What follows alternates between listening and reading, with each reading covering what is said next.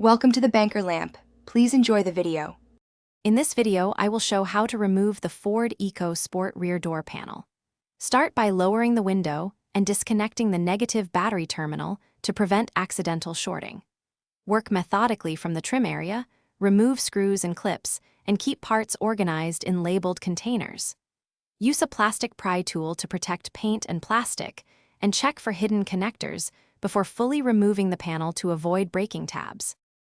Begin by finding all visible fasteners around the armrest and door pull and remove them carefully with the correct screwdriver. Next, use a plastic pry tool to gently lift trim covers.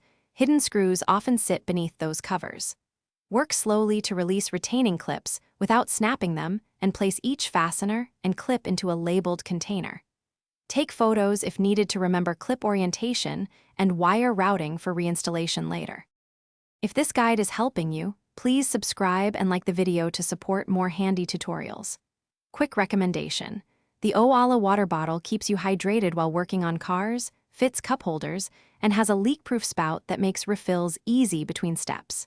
It's perfect for garage sessions or roadside fixes, and it helps you stay focused and safe. Check the description for the link and other deals. Now let's get back to the video. Once screws and clips are removed, support the door panel with one hand while you disconnect electrical connectors like the speaker and window switch. Press the locking tabs and gently pull connectors straight out to avoid pin damage. If a connector resists, double-check for hidden clips or screws. Lay the panel on a soft surface and inspect all wiring and connectors for wear, cleaning contacts as needed before reassembly to ensure solid connections.